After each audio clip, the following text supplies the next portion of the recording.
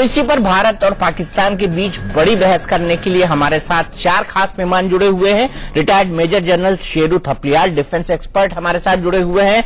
Retired major general के सिन्हा साहब हमारे साथ जुड़े हुए हैं। रिटायर्ड कर्नल वीएन थापर हमारे साथ जुड़े हुए हैं और पाकिस्तान से वरिष्ठ पत्रकार पीजे मीर साहब हमारे साथ जुड़े हुए हैं। इन तमाम लोगों से हम बात करेंगे। सबसे पहले जनरल सिन्हा, इस वीडियो को देखकर, पाकिस्तान ने जो वीडियो ट्वीट किया है, इसको देखकर आपकी पहली प्रतिक्रिया क्या थी? क्या लगा इस वीडियो को देखकर?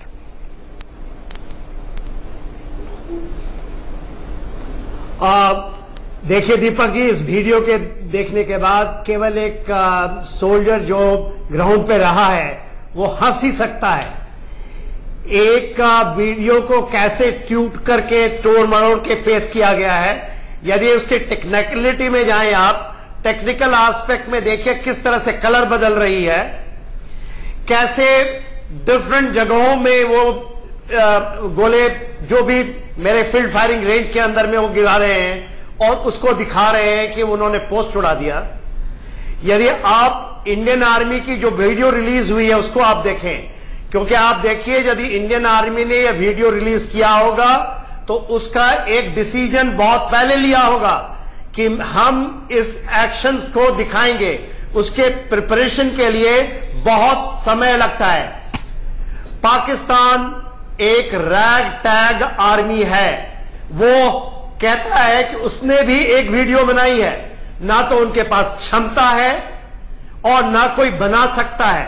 वो दिखा रहे हैं, वो 7 से 8 पोस्टों को टारगेट कर रहे हैं। क्या गूगल के अंदर में इस तरह की पिक्चरें निकालते हैं? इसको करने के लिए मैसिव एफर्ट की जरूरत है। तो जिन लोगों ने ग्राउंड के एक्शन किए हैं उनको यह पता है कि यह फेक, झूठा और पूरा धोखेबाजी कर रहे हैं। अपने पब्लिक को वो झूठ बोल रहे हैं। पाकिस्तान की हिम्मत नहीं है कि वो इंडियन आर्मी का किसी भी फ्रंट के ऊपर में मुकाबला कर सके। यदि दीपक जी, आप दूसरी चीज जो आपने अपने प्रियम्बस के दौरान बताया है कि वो क्या कर रहे हैं सुकादू के अंदर में, वो दिखा रहे हैं सल्तारों के पीछे सकारदू में बैठे हुए कहते हैं कि उन्हें एजीपीएल एक्चुअल ग्राउंड पोजीशन लाइन को क्रॉस करके उन्होंने वायलेशन किया है। अब तक तो उनके सारे जो फाइटर जेट के स्क्वाड है उसको इंडियन एयरफोर्स मटिया मेट कर देगी। ये तो बचकाना हरकत है। ठीक है, इंटरनेशनल टीवी के अंदर में और नेशनल टीवी के अंदर आकर के। ठीक है, कर्नल थापर, आप क्या कहेंगे इस वीडियो को देखकर? आपको सबसे पहले रिएक्शन क्या हुआ? क्योंकि कश्मीर की जो टॉपोग्राफी है आप उसको बहुत अच्छी तरह समझते हैं। सबसे पहले ये जो बंकर्स वगैरह उड़ते हुए दिखाए हैं, ये किसी प्रोजेक्टाइल या किसी मिसाइल की हिट से नहीं है, लेकिन अंदरूनी एक एक्सप्लोजन से उड़े गए हैं। तो ये बिल्कुल क्लियर है कि ये एक स्टेज मैनेज्ड शो किया गया है और ये इसमें कोई सच्चाई नहीं है। कोई प्रोजेक्टाइल जाती हुई दिख नहीं रही, कोई प्रोजेक्टाइल हिट करती हुई नहीं दिख रही। कहां से प्रोजेक्टाइल फायर हुई और कहां लगी, पॉइंट ऑफ इंपैक्ट भी नहीं दिख रहा। तो इसलिए इसको मानना बड़ा मुश्किल है, ये अंदर से कोई एक्सप्लोजन हुई है। दूसरा पॉइंट, जो मोटा पॉइंट है, वो ये है कि हमने, पहली बात, आर्मी हेडक्वार्टर ने इसके बारे में जानकारी दी कि हमने ये किया है। नंबर 2, हमने सेक्टर कौन सा है वो बताया कि नौशेरा सेक्टर में हुआ है, कौन सी पोस्ट पर हुआ है, कितने बजे हुआ है। लेकिन पाकिस्तान ने ऐसी कोई जानकारी नहीं दी, क्योंकि उसको जमीन के ऊपर आइडेंटिफाई किया जा सकता है, इसीलिए उन्होंने इसकी कोई डिटेल्स नहीं दिए। आखिरी बात मेरा है कि आप इस वेजिटेशन को, यहाँ पे जो पेड़ पौधे हैं उनको ध्यान से देखिए। ये देखिए, ये पाकिस्तानी है, ये वहां की टरेन नहीं है। यहाँ पे कोई आपको सरू के पेड़ या फर या पाइन नहीं दिख रहे, जबकि जब हमारा वीडियो चलेगा आपको वो पेड़ बिल्कुल साफ दिखाई देंगे, जिससे आप ये समझ जाएंगे कि ये जो हमारा वीडियो है वो उस इलाके में लिया गया है जहां पे इस तरह की वेजिटेशन है। ठीक है, इंटरनल विस्फोट किए, ये दोनों का तर्क है। और ये पूरा वीडियो फर्जी है, क्योंकि जिस तरह के ब्लास्ट हो रहे हैं वो अंदर से किए गए प्रतीत हो रहे हैं। पीजे मीर साहब, कल पाकिस्तानी सेना ने कहा था कि भारत ने इस तरह का कोई ऑपरेशन नौसेना सेक्टर में किया ही नहीं। उन्होंने इस वीडियो को फर्जी करार दिया था। अगर भारतीय सेना का वीडियो फर्जी था और अगर भारतीय सेना ने गलत जानकारी पूरे दुनिया को दी है, तो फिर आप लोगों ने इसके काउंटर में वीडियो क्यों जारी किया? दूसरा, आपकी क्या मजबूरी थी और क्यों वायुसेना को अलर्ट रहने को कहा? दीपक, यहां मैं कहूंगा कि मैं एक न्यूट्रल एक एनालिसिस दूंगा। ये नहीं कि मैं इंडिया को बैश करूं या पाकिस्तान को बैश करूं या पाकिस्तान को सपोर्ट करूं या इंडिया को सपोर्ट करूं। ये सारी चीजें हम क्यों कर रहे हैं? देखें, इंडियन आर्मी ने चूड़ियां नहीं पहनी हुई है और ना ही पाकिस्तान आर्मी ने चूड़ियां पहनी हुई है।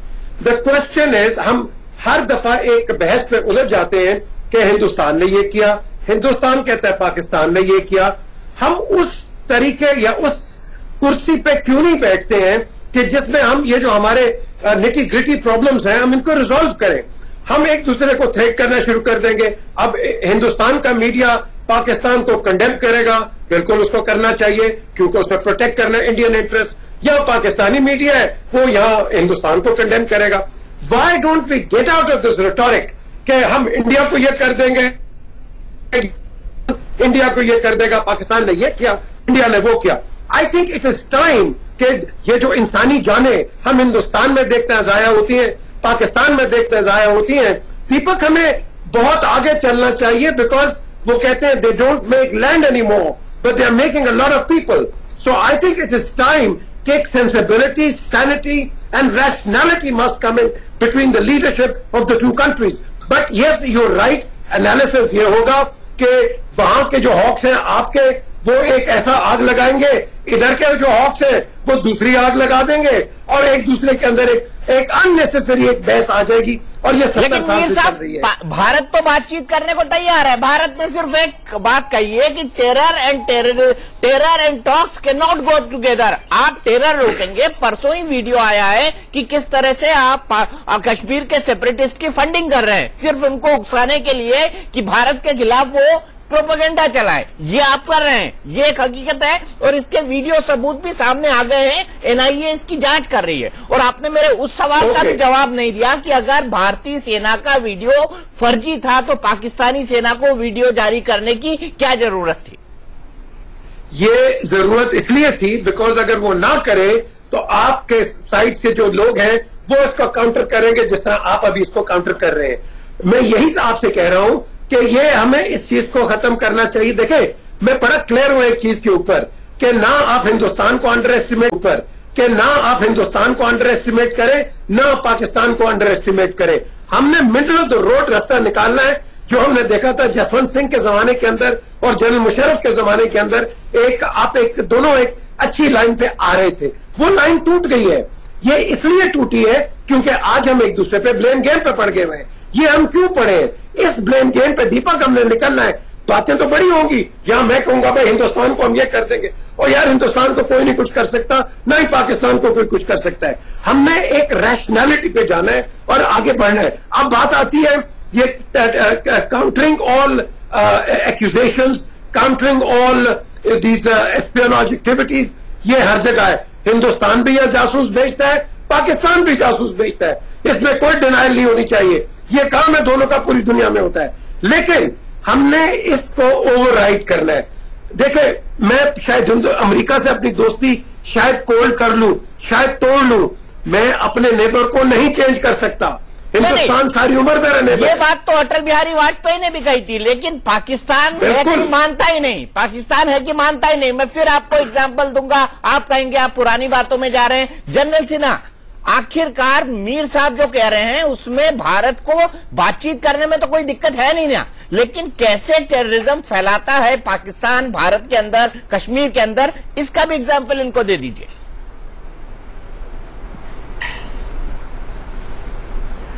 देखिए दीपक साहब, जो मीर साहब आज नेशनल टीवी पे आके एक इंटरनेशनल मीडिया को ऑडियंस कर रहे हैं और बड़ी अच्छी बातें कर रहे हैं।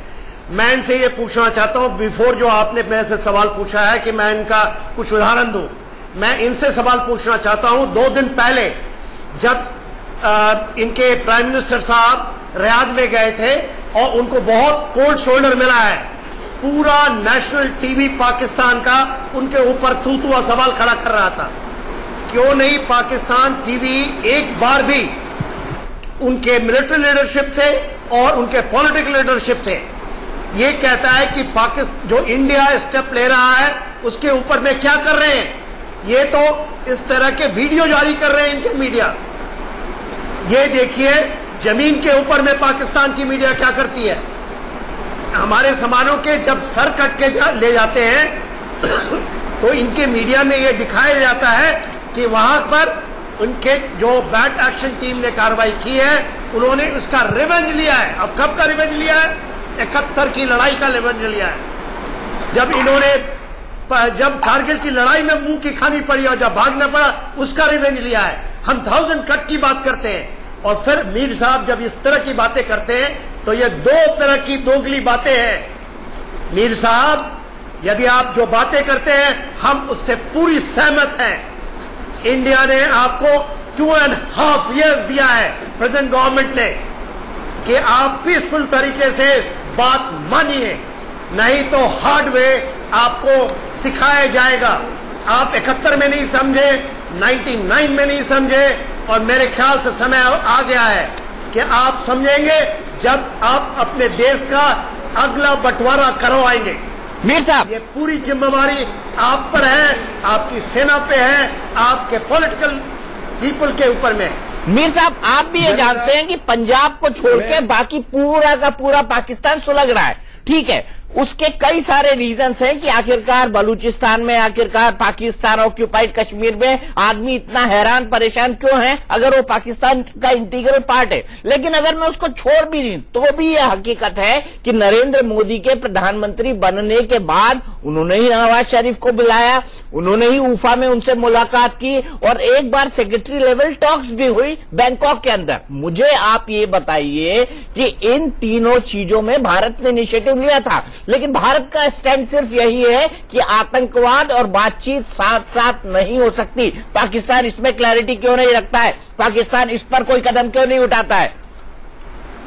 देखिए दीपक, ये जब आप कहते हैं ना कि क्लैरिटी क्यों नहीं रखता है, शर्मल शेख पे मैं खुद वजीर आजम यूसुफ रजा गिलानी के साथ मैं गया, वहां मनमोहन सिंह साहब आए हुए थे और मैं क्रेडिट देता हूं मनमोहन सिंह साहब को और गिलानी साहब को कि दोनों ने एक बातचीत करके आगे बढ़ने का उन्होंने एक प्लान बनाया। लेकिन अफसोस क्या हुआ कि जब मनमोहन सिंह साहब जाते हैं हिंदुस्तान, वहां के हॉक्स मनमोहन सिंह साहब के ऊपर उन पर चढ़ाई कर देते हैं। क्यों?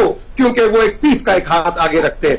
मैं बिल्कुल एक्सेप्ट करता हूं बात में अगर इस तरह की बात होती है। पीस का हाथ तो अटल बिहारी वाजपेयी ने भी रखा था लाहौर बस को लेकर, लेकिन आपने कारगिल किया ना, रखा था आपने कारगिल किया ना, रखा था, बिल्कुल रखा था। I totally agree with you. देखो हकायक को और हकीकत को हम दोनों ने एक्सेप्ट करना है, लेकिन ये जनरल साहब जो बात करते हैं कि जी सिर कटा हुआ ये है वो, और यार 71 की जंग में मैं खुद पीजे मीर, मैं खुद कसूर गंडावाला सेक्टर के पे था। एक कैप्टन गुरमीत सिंह जिनकी टांगें बिल्कुल छल्ली हो गई थी मशीन गन फायर से, I picked them up and put him on the ADS. वो तो एक सोल्जर था, तो सोल्जर की रिस्पेक्ट होती है। मैं बड़ा अफसोस होता है कि एक सोल्जर दूसरे सोल्जर को कहता है कि जी देखो उसने ये किया, सोल्जर ये नहीं करता, ना इंडियन सोल्जर करेगा ना पाकिस्तानी सोल्जर करेगा, कभी भी इस तरह की बात नहीं होती है। देखिए मीर साहब आप काफी इल्म रखते हैं सेना और सेना के काम का। मैं आपको याद दिलाऊं कि एक कैप्टन सौरभ कालिया थे, उनको किस बर्बरता के साथ खत्म उधर मारा गया, उनको और उनके 5 साथियों को कारगिल की लड़ाई में पूरा इंटरनेशनल इशू बना हुआ है। उसके बाद अब जिस तरह से इलियास कश्मीरी आप तो जानते ही होंगे, यहां से एक आदमी का मरे हुए सोल्जर का जेसीओ का सिर काट के ले गए। मुशर्रफ साहब ने उसको जब सिर प्रेजेंट किया उसको 8,000 रुपए अपने पर्स से दिए या नहीं दिए? आप बताइए। आपसे जवाब लेंगे मीर साहब, आपसे जवाब लूंगा मैं। मुझे एक ब्रेक के लिए रुकना है, लेकिन ब्रेक के बाद हमारे साथ retired major general Sheru Thapliyal भी जुड़ गए। उनसे किसी तरह टेक्निकल कारण से कनेक्शन टूट गया था, उनसे भी बात करके इस बहस को आगे बढ़ाएंगे।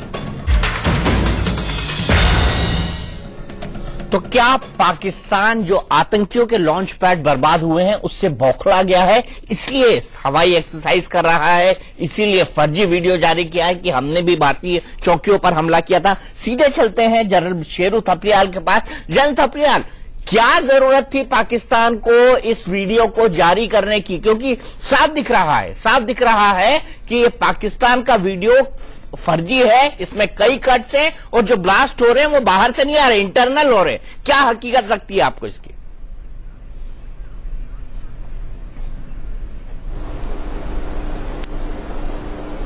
लगता है शेरू थपलियाल साहब हमारे साथ नहीं है। यही सवाल लेके मैं पीजे मीर साहब के पास जाता हूं। पीजे मीर साहब, भारत ने जो कार्रवाई की है नौशेरा सेक्टर में, वो उन जगहों पर की है जो आतंकवादियों के लॉन्च पैड थे, यहां से पाकिस्तान इन्फिल्ट्रेशन कराता था। इसमें तो पाकिस्तान को दिक्कत नहीं होनी चाहिए, बल्कि पाकिस्तान को यह कहना चाहिए कि अगर गलती से कोई नॉन स्टेट एक्टर्स उनकी सेना का इस्तेमाल भी कर रहे हैं तो हम उनको रोकेंगे। भारत ने बहुत अच्छा किया। I totally agree on that one. मैं समझता हूं ये दोनों साइड्स को यही स्टांस लेना चाहिए जो आप जिसकी बात कर रहे हैं। अगर हम समझते हैं कि दहशतगर्द किसी साइड पे, हिंदुस्तान में हो या पाकिस्तान में हो, और अगर पाकिस्तानी फोर्सेस या इंडियन फोर्सेस ये काम करती हैं तो बड़ी अच्छी बात है। हमने तो दहशतगर्दी को खत्म करना है। हमने ये नहीं देखना कि कोई हिंदुस्तान में या पाकिस्तान में, अक्रॉस द बोर्ड हमने इस चीज को करना है। दीपक, मैं बड़ी देर से लगा रहा हूं हर हुकूमत के साथ कि भाई ज्वाइंट इंटेलिजेंस शेयरिंग होनी चाहिए, ज्वाइंट एक वेंचर्स होने चाहिए, लेकिन कभी हिंदुस्तान से प्रॉब्लम आता है, कभी पाकिस्तान से आता है। चलिए मैं छोटा सा एग्जाम्पल देता हूं। जो एयर बेस पे हमला हुआ पठानकोट पे, हुआ कि ज्वाइंट इन्वेस्टिगेशन होगी, हम एक दूसरे की इंटेलिजेंस टीम को आने जाने देंगे, ठीक है, ये एग्रीमेंट हुआ। हमने क्या किया, आईएसआई को आने दिया, तमाम पॉलिटिकल विरोध के बावजूद, एक रिस्क लेते हुए। लेकिन पाकिस्तान ने क्या किया, भारत की जो इंटेलिजेंस ब्यूरो है या भारत की जो एक्सटर्नल खुफिया एजेंसी है रॉ, उनको आना ही नहीं दिया और मौन हो गया। जबकि हमारी और आपकी अंडरस्टैंडिंग उफा के अंदर हुई थी। तो वादे तोड़ने वाला तो पाकिस्तान है ना, और आप इकलौते एक्स आर्मी वाले हैं जो इस तरह की बातें करते हैं, बाकी सब भारत के खिलाफ बातें करते हैं। देखें, यही तो अफसोस है कि वहां से बैठ के, यहां से बैठ के भारत के खिलाफ, वहां से बैठ के पाकिस्तान के खिलाफ, ये हमें सबको पता क्या एक्सरसाइज है, स्टैंडर्ड एसओपी है। अभी एक जनरल साहब बात कर रहे थे कि ये वो 8,000 रुपए दिया। You know, I was so disturb, I rang up 2 military DGMOs. मैंने जनरल तौकीर ज़िया को कॉल किया अभी। मैंने कहा जी आप डीजीएमओ थे, ये हरकत इस तरह हुई है पाकिस्तान आर्मी से। He said nothing has ever happened and it can not ever happen. जो मेरी 40-50 साल की सर्विस है आर्मी में, मैंने कभी नहीं देखा कि अगर हम किसी इंडियन सोल्जर्स को पकड़ेंगे, कभी हम एक्सपेक्ट नहीं करेंगे कि आपका एक रेगुलर सोल्जर उनके साथ इस तरह की बेहरुमती करे। बहुत खुश हुआ हूं सुन के, लेकिन आपके ऑथर्स ने लिखी है किताब जो मैं बोल रहा हूं, कोई इंडियन ऑथर ने लिखी, आपके ऑथर ने लिखी। आप चाहे तो मैं आपको वो किताब भेज सकता हूं, गिफ्ट के तौर पर भेज सकता हूं। और आप सौरभ कालिया का तो केस डिनाई नहीं कर सकते। सौरभ कालिया का तो इंटरनेशनल केस है, आप डिनाई कर सकते हैं। जिस हालत में उनकी बॉडी वापस आई थी, वो किसी भी आर्मी को शर्मिंदा कर देगा। बताइए मीर साहब, ये तो एक हकीकत है और इंटरनेशनल इशू है। देखिए, मैंने इस पे जनरल मुशर्रफ से बात की है। He never paid any 8,000 rupees to anybody, he never paid that. तो ये गलत, देखो ये गलत परसेप्शन जो है, क्योंकि अगर किया होता है I would be the first person to criticise him. I would not leave anybody, and everybody in Pakistan knows. I don't care who it is. Wrong is wrong, right is right. नहीं, सौरभ कालिया के बारे में बता दीजिए। Major साहब ने सवाल उठाया, सौरभ कालिया के बारे में बता दीजिए। उसकी बॉडी क्यों म्यूटिलेट करके भेजी? बैट यानी बॉर्डर एक्शन टीम के लोग क्यों भारतीय सैनिकों के सर काट काट के ले जाते हैं, बताइए। देखें, यहां बड़ी बड़ी एक स्टोरीज बनती हैं। मुझे इतना भी याद है कि यहां पाकिस्तान आर्मी को ब्लेम किया कि अकबर भुक्ती के साथ क्या क्या हुआ। पाकिस्तान आर्मी ने आप मुफ्ती के साथ किया कुछ नहीं, लेकिन यहाँ जो वो पंडित बैठे थे उन्होंने फट फौज को ब्लेम कर दिया। और यार पाकिस्तान आर्मी मैं समझता हूं और मैं ये भी कहूंगा, and I'll go to the extent that the Indian Army is also, ये प्रोफेशनल आर्मीज है, ये इस तरह की हरकतें नहीं करती हैं जो कि रोग आर्मीज करती हैं। यार ये दोनों एक ही आर्मी थी 47 से पहले, वही सोल्जर्स हैं, बट गए हैं, लेकिन इनके स्टैंडर्ड्स नहीं गिरे। दोनों आर्मी के स्टैंडर्ड्स बड़े ऊंचे हैं।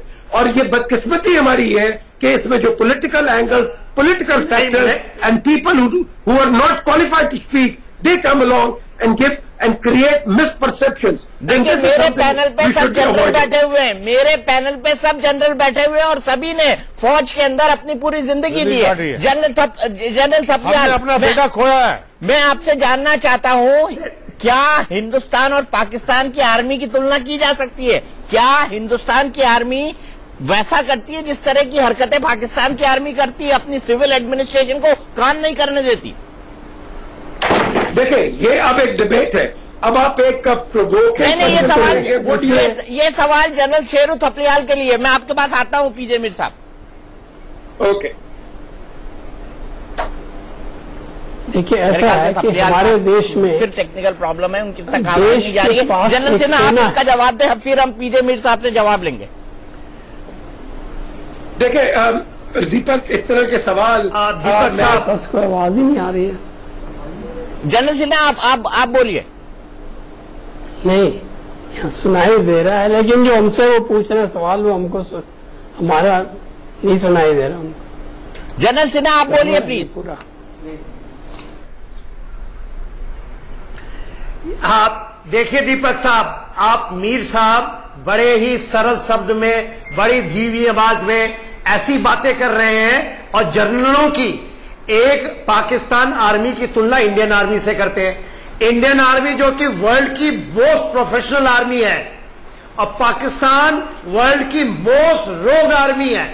जो आर्मी मिलिट्री कू करती है, जो पूरा तख्ता पलट करती है, और वो तो नवाज शरीफ का गुणगान कर रहे हैं। जो आगरा में आते हैं, आगरा से भाग के जाते हैं, कारगिल करते हैं, ये तो उनकी हिमायती कर रहे हैं।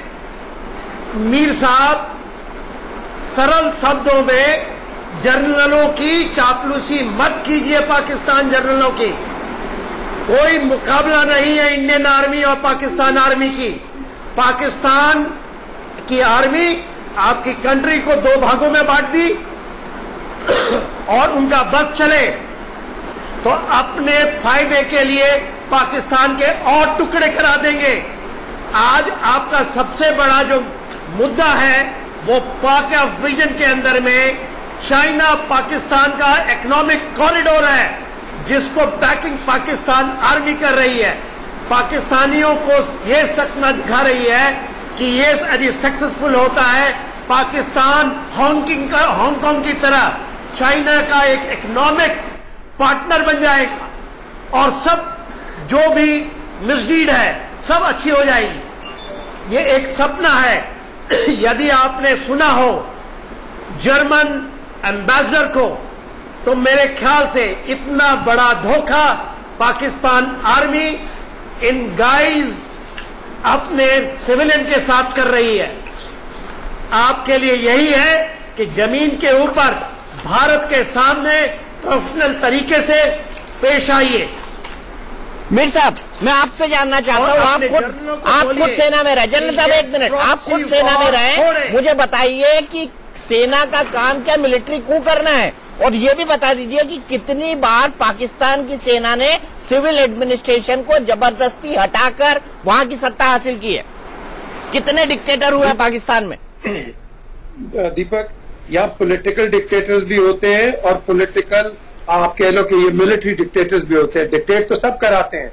आप मोदी साहब के खिलाफ बात करें ना, आप अभी कर ले बीजेपी के खिलाफ बात, आपको अभी बता देंगे। ये सब पॉलिटिकल डिक्टेटरशिप भी होती है, मिलिट्री भी होती है। नहीं, हमारे यहाँ ऐसा कुछ नहीं है, हमारे यहाँ ऐसा कुछ नहीं है। राहुल गांधी भी जेडीयू में जाके बैठते हैं। जिस आदमी ने भारत की बर्बादी के नारे लगाए, उसके भी समर्थन में लोग खड़े होते हैं और देश भर में एक डिबेट चलता है।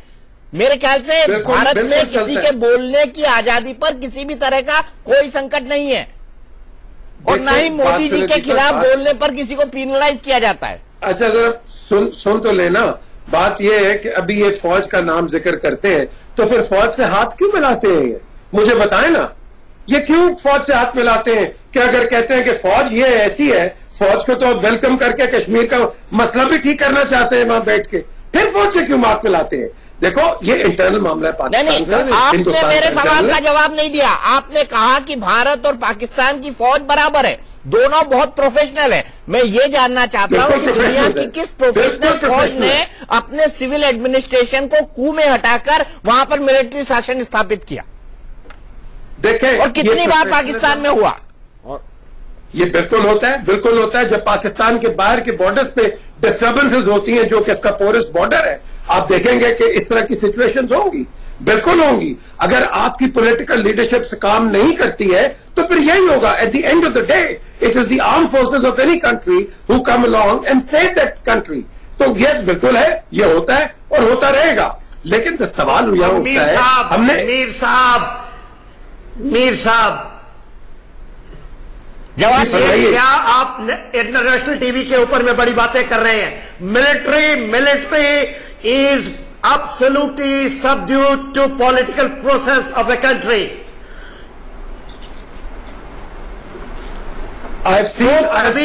कभी भी किसी भी हालत में देखिए देश की सत्ता नहीं ले सकती है। ये देखें, यू स्पीक फॉर योरसेल्फ, आप क्यों बरगला रहे हैं नेशनल टीवी में? देखिए, आप ये बताइए कि आपने लश्कर तैयबा और ऐसी तंजीमें कितनी पाल रखी और क्यों नहीं उनको खत्म करते? और क्यों अमेरिका ने आपके 1400 अरब डॉलर का फंड रोक दिया, ये कहते हुए कि पाकिस्तान की हरकत वो जो टेररिज्म के लिए कर रहा है उससे हम संतुष्ट नहीं है? क्यों हाफिज सईद और मौलाना मसूद अजहर जैसे आतंकवादी जो यूएन द्वारा सैंक्शनड है उनको आप बिठा के रखते हैं, वो भी लाहौर के पास? देखें, बात सुने, मेरे पास यहां आपके 2 डेलीगेशंस आए हैं। अब आप कहेंगे वो हमारे डेलीगेशंस नहीं है, न्यूयॉर्क एम्पायर नहीं है। न्यूयॉर्क एम्पायर स्टेट बिल्डिंग में वहां लगे हुए हैं ये जो सिख मूवमेंट है। Why should I be talking के हिंदुस्तान में क्या हो रहा है? मेरे पास I have the entire information. अभी मेरा तो काम लंदन लाहौर है, वहां से आते हैं, मुझे बताते हैं हिंदुस्तान में ये हो रहा है। मैं कहता हूं भाई अगर हिंदुस्तान में हो रहा है, it is a problem of Indians and in India. So the problem is कि जो पाकिस्तान की प्रॉब्लम है वो पाकिस्तान पे छोड़ो। Yes, I will agree with you on one point कि अगर पाकिस्तान के अंदर कोई दहशतगर्द है, yes, Pakistan should finish that, period, end of the story, and all Pakistanis want it. लेकिन यहां जब आपके ऐसे आपके बॉर्डर्स के अंदर, टोरस बॉर्डर्स के अंदर इन्फिल्ट्रेटर्स आ जाएंगे, जिसके अंदर रॉ का भी नाम आ जाता है, जिसके अंदर सवाका, हर किस्म की इंटेलिजेंस का नाम आ जाता है, तो आप मुझे बताएं क्या करना चाहिए? नहीं, instead of me blaming you, आप आइडियली बहुत अच्छा बोल रहे हैं मीर साहब। आप इकलौते एक्स आर्मी ऑफिसर हैं जो इस तरह की राय पाकिस्तान में रखते होंगे, वरना आर्मी की स्ट्रैटेजी पाकिस्तान में क्या है, सिविल एडमिनिस्ट्रेशन को लेकर क्या है, भारत को लेकर क्या है, सब जानते हैं। मैं सिर्फ आपसे एक जवाब जानना चाहता हूं कि पठानकोट में अगर हमने ISI को आने दिया दुनिया भर के पॉलिटिकल प्रेशर के बाद, तो पाकिस्तान अपने वादे से क्यों पलटा? उसने RAW को पाकिस्तान में क्यों नहीं आने दिया? दीपक, अगर ये बात है, I am not fully conversant with it. अगर ये बात है, नहीं, सच बात है। आप उफा का डिक्लेरेशन पढ़ लीजिए। Okay, then I will agree with you, I will agree with you, because अगर ISI उधर गई है और रॉ इधर नहीं आई है, I do not agree with it. देखो, ये ताली दोनों हाथ से बजती है, एक हाथ से नहीं बजती है। And at the end of the day, whether it is raw और ISI, हम इन दोनों से ऊपर बढ़ के हमने यार पीस लेके आना है इस खित्ते के अंदर। कब तक लड़ते रहेंगे? कब तक इस तरह की बहसें होती रहेंगी? कब तक हम ये नहीं करेंगे दीपक मुझे वहां से कुछ गुड्स भेजो? कब तक यहां से मैं गुड्स भेजू? ट्रेड करो, तजारत करो, आगे बढ़ो। हमारी बहस क्या होती है? ओ हिंदुस्तान खराब है, हिंदुस्तान क्या है, पाकिस्तान खराब है। ओ भाई कब तक इस तरह करते रहेंगे यार? हमें आगे बढ़ना है खुदा के लिए। लोग इनकी ये जो जनरल्स बैठे हैं, आपकी आर्मी को बताइए ना, ये आपकी आर्मी को बताइए। नवाज शरीफ साहब को हिलने नहीं दे रहे वो। और भाई दीपक, दोनों साइड को, एक को नहीं कहना है, दोनों को कहो, एक को नहीं कहो। मैं 19 तारीख को एक बहुत बड़ा इवेंट ऑर्गेनाइज कर रहा हूं लंदन में, जिसमें मैं हिंदुस्तान से थिंक टैंक के लोग बुला रहा हूं, अमेरिका के बुला रहा हूं, पाकिस्तान के बुला रहा हूं कि हम बैठे खुदा के लिए। ये जो हम किलिंग्स देख रहे हैं across the world, why are we seeing this? ये एक आम आदमी आई थिंक ये बहस का एक बहुत अलग इशू है। जिहाद क्या है, कहां से शुरू हुआ है, ओसामा बिन लादेन कैसे पैदा हुआ, कैसे उसको प्रश्रय मिला, तालिबान कैसे बना, और उसके बाद और पाकिस्तान का रोल क्या था, और उसके बाद ISIS जब आया तो क्या हुआ। ये तमाम चीजें बहुत बड़े बहस की विषय हैं। लेकिन मीर साहब, आप जो सोच रखते हैं, मेरे ख्याल से आपके अलावा पाकिस्तान का कोई आर्मी ऑफिसर वो सोच नहीं रखता है। उसकी सोच बिल्कुल एंटी इंडिया है, इसीलिए वो सिविल एडमिनिस्ट्रेशन को कोई पीस की बात करने ही नहीं देता। वरना नवाज शरीफ ये नहीं कहते कि करगिल में जो हो रहा था मुझे अटल जी वाकई नहीं पता था। ये नवाज शरीफ के शब्द थे और इस बारे में मुझे हॉर्सेस माउथ से ये खबर मिली थी। तो मुझे बताइए कि कौन आर्मी मजबूत है और किस आर्मी ने सिविल एडमिनिस्ट्रेशन को मजबूर कर रखा है। मेरे ख्याल से ये अंतर पूरी दुनिया समझती है, ये अंतर भारत भी समझता है, ये अंतर पाकिस्तान भी समझता है।